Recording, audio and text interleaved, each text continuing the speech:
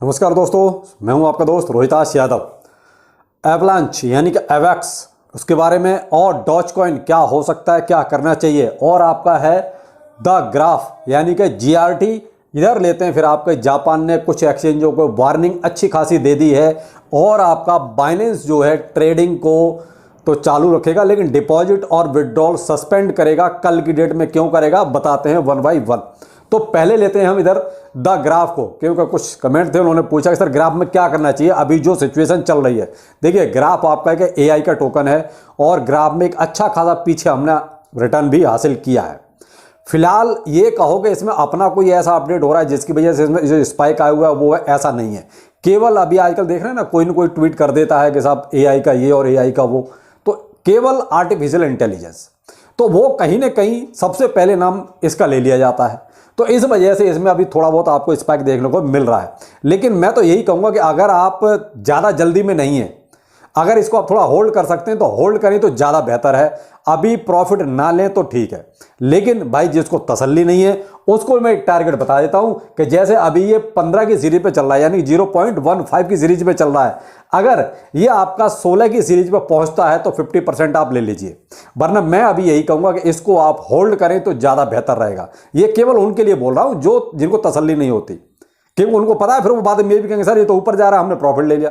तो भाई कुछ चीज़ें होती हैं जो कई बार हम सोचते हैं वैसा नहीं होता, लेकिन जो मैं प्रिडिक्ट कर पा रहा हूं, जो मैं देख पा रहा हूं, जो इसकी चाल चल रही है अभी हिसाब से, जो पीछे अपडेट्स वगैरह इसमें हो रहे हैं उस हिसाब से मैं आपको बोल के चल रहा हूं। तो देखिए जिनको ज़्यादा जल्दी है तो वो आप 16 की सीरीज में अगर पहुंचता है तो आप 50% अपना प्रॉफिट ले लेना, और नहीं तो आप इसको होल्ड कीजिए। अभी जो है इसमें पोटेंशियल बाकी है, क्योंकि एआई का भी ट्रेंड चल रहा है और चलेगा, तो इसमें आप थोड़ा सा होल्ड कर सकते हैं। एवेक्स, इसमें क्या करना चाहिए, यानी कि एवलांच, इसमें देखिए आपको अगर मेरे अकॉर्डिंग अगर आप रखना चाहते हैं इसको, तो देखिए मैं तो ये कहूंगा इसको मई में जो है 1-2 तारीख तक होल्ड कीजिए कम से कम। वो भी प्रॉफिट के सिनेरियो से बता रहा हूं मैं। देखिए लॉन्ग टाइम की बात अलग है, उसकी तो बात ही नहीं करनी है, वो तो लॉन्ग टाइम का तो हिसाब अलग ही होता है। यहां केवल मैं इसकी बात कर रहा हूं जो हमारा पोर्टफोलियो है प्रॉफिट बुकिंग वाला, उसमें मैं ये कहना चाहूंगा कि आप इसको अगर रोकना चाहते हैं तो इसको रोक सकते हैं कम से कम 1 या 2 मई तक। क्योंकि वजह बताता हूं, वजह इसमें यह है कि इसका एक बार्सिलोना समिट होना है और वो समिट में कहीं ना कहीं वेव 3 के लिए बहुत ज़्यादा कुछ चीज़ें होंगी, या वो जो समिट है वहां तक जाते जाते इसमें एक अच्छी खासी हाइप बनेगी। तो देखिए अभी कहने को तो 1 महीने के आसपास पूरा पड़ा हुआ है, लेकिन इस दरमियान इसमें थोड़ा बहुत अप एंड डाउन चलता रहेगा। आप यहां अगर लेना चाहते हैं तो थोड़ा बहुत आप ले सकते हैं, लेकिन देखिए मैं तो होल्ड करना ही पसंद करूंगा।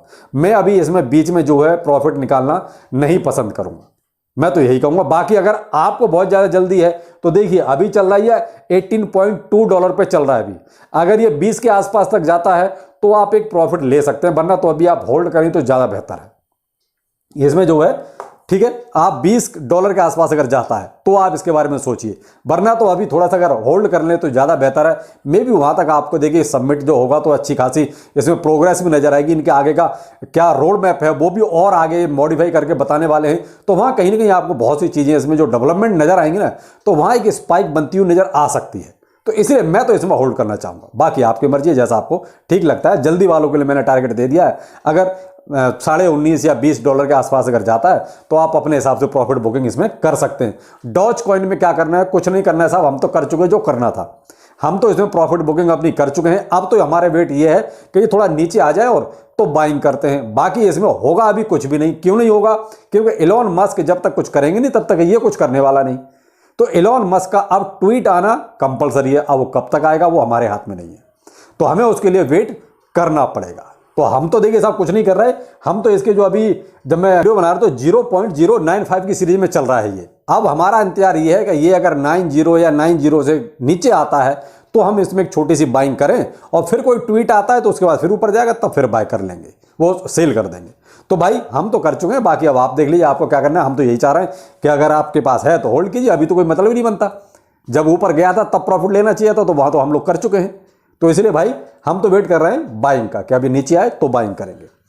बीटीसी और इथेरियम, फिलहाल बीटीसी वही अपना साइड वे, यानी कि बीटीसी कहीं ना कहीं यहां पर अब ठहर गया, यानी कि 28,000 वही 500 400 400 300 यही सब रेंज फिलहाल इसकी चल रही है। जो कुछ है अभी चल रहा है इथेरियम में। जो आपने कल से देखा है वो है इथेरियम।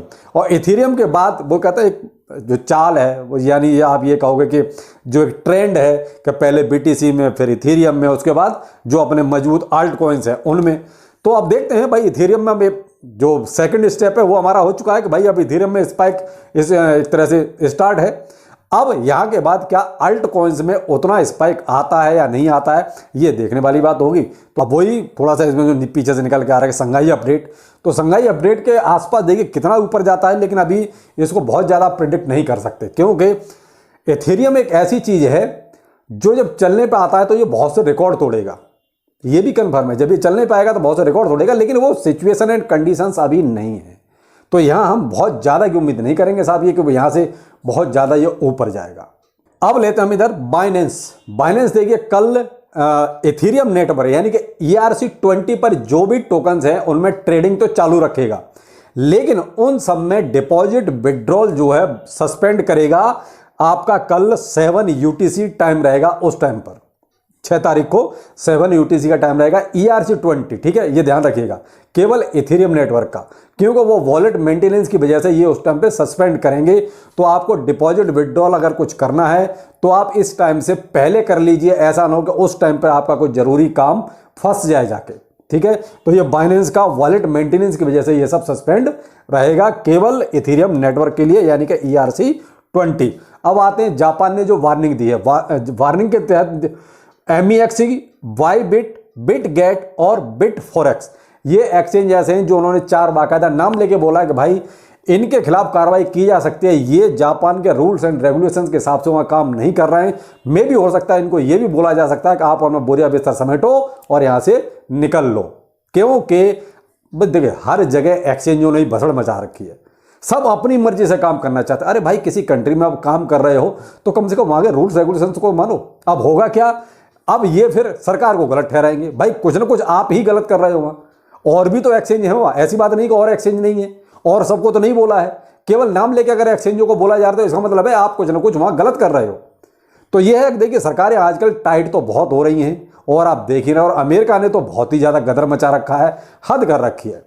तो उसी हिसाब से देखिए और भी देश धीरे धीरे ये टाइट होते जा रहे हैं। इधर आपकी नेपाल से न्यूज निकल ही रही है कि नेपाल ने तो सब बैन ही कर दिया, खत्म कर दिया कि सब ये सबका सब फ्रॉड है, इसको खत्म करो कहानी यहाँ से। चलो नेपाल की बात हम उतनी नहीं मानते, लेकिन फिर भी एक कंट्री तो है जिसने ये सब किया कि उसने बंदी कर दिया कि साहब। अब यहाँ पर जैसे अमेरिका का है, अमेरिका में देखिए डॉलर की क्या हालत हो रही है, धीरे धीरे लोग डॉलर को जो है नेगलेक्ट कर रहे हैं अपने कहता पोर्टफोलियो से ही डॉलर को निकालना है। मलेशिया ने साफ कह दिया भाई हमें डॉलर की जरूरत ही नहीं है। कल मैंने आपको ओपेक के देशों के बारे में बताया कि सर वो भी डॉलर को जो है बहुत ज़्यादा तवज्जो देने को तैयार नहीं है, वो भी कह रहे हैं हम किसी भी करेंसी में हम तो करने को तैयार हैं ट्रेड। तो एक तरह से डॉलर की जो भद्द पिटेगी तो क्या होगा, कहीं ना कहीं देखिए पैनिक तो क्रिएट होगा। डॉलर कोई छोटी करेंसी नहीं है, तो हमें दोनों ही प्रोस्पेक्टस देख के चलना पड़ेगा, नेगेटिव भी और पॉजिटिव भी। हम ये कहें कि क्रिप्टो करेंसी में अभी ठीक है, थोड़ा सा बूम चल रहा है, थोड़ा सा ये आपका इथेरियम भी उछल रहा है, BTC भी उछल रहा है, इसके पीछे अल्ट कॉइन भी उछलेंगे, लेकिन हमें ये भी नहीं भूलना चाहिए कि पीछे जो चीज़ें चल रही हैं ये किसी भी दिन मार्केट को गिरा सकती हैं। तो दोनों ही प्रोस्पेक्टस को हमेशा नज़र में रखना चाहिए। जो कुछ चल रहा है फिलहाल सरकारों का बहुत ही गलत हिसाब चल रहा है, लेकिन क्रिप्टो करेंसी एक अच्छा परफॉर्म कर रही है इस टाइम पर। लेकिन दोनों ही अगर अच्छा परफॉर्म करती तो यहां से बहुत कुछ अच्छा हमें दिखाई देता। लेकिन एक डर कहीं ना कहीं जो सरकारों वाला है वो कहीं ना कहीं फिर भी पीछे रहता है। तो यहां आपको थोड़ी सी ये चीज़ें देखिए बहुत ज़्यादा उतावलेपन में या उसमें नहीं करनी चाहिए कि थोड़ा सा इधर हरियाली दिखाई दी तो बस बूम बूम बूम बूम हो गए। नहीं भाई, ऐसा नहीं होता है। थोड़ा ये है कि आप समय समय पे प्रॉफिट लेते रहिए, वही एक सबसे बढ़िया स्ट्रेटेजी है। मार्केट नीचे जाएगा तो जाने दीजिए, कोई दिक्कत नहीं, ऊपर जाएगा तो जाने दीजिए। हमें हमारे मतलब है प्रॉफिट से, अगर प्रॉफिट हमें समय समय पे ले रहे हैं तो हम कहीं भी लॉस में नहीं है। होता क्या है कि अभी जो लोग बुलिश में बहुत ज़्यादा ऊपर जा रहा है, ऊपर है, भाई साहब वो नीचे भी आएगा, जिस दिन नीचे आएगा उस दिन आपको आप तो ये नीचे जा रहा है, आपका क्रिप्टो करेंसी खराब है। तो ये चीज़ें थोड़ा सा कहता हमेशा ध्यान में रखनी चाहिए। खैर जो भी है, जो नए लोग होते हैं वही ज़्यादा इस चीज़ को चिल्लाते हैं, जो पुराने हैं वो सारे झटके झेले हुए होते हैं। तो जो भी है, जैसा भी है, मार्केट में जो अपडेट चलता रहेगा जरूर आपके पास पहुंचता रहेगा। आगे फिर मिलते हैं, नमस्कार।